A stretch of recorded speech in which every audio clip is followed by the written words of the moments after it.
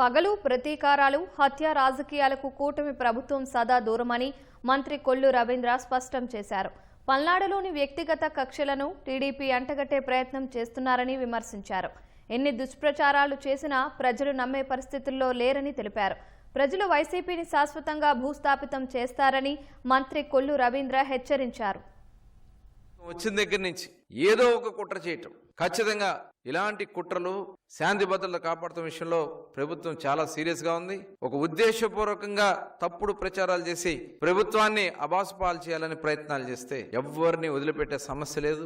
ఎవరు కుట్రలు చేసే వాళ్లే దాంట్లో ఇరుక్కుంటారనేది మొత్తం కూడా మొన్న మద్యం స్కామ్లో కూడా చూసాం. ఏ రకంగా జోగి రమేష్ గారు వాళ్ళ బృందాలు చేసినటువంటి కార్యక్రమాలు చూసాం.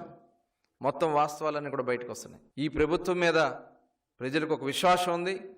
ఆ విశ్వాసానికి తగిన విధంగానే మేము ఇలాంటి కుట్రల్ని ఎట్టి పరిస్థితుల్లో కూడా ఉపేక్షించమని కూడా తెలియజేస్తూ, ఇవాళ వైఎస్ఆర్ పార్టీ ఎన్ని కుట్రల పనినా, ఎన్ని రకాలైన దుష్ప్రచారాలు చేసినా ప్రజలు నమ్మే పరిస్థితుల్లో లేరని చెప్పి వైఎస్ఆర్ పార్టీ నాయకులకు తెలియజేస్తా ఉన్నా.